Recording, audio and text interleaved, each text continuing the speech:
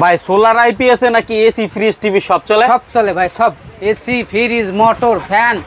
30টা fan চালাতে বলেন তাও চলবে, যদি কোন 40টা ফ্যান চালাবেন তাও চলবে। সব প্রমাণ আছে তো এরকম?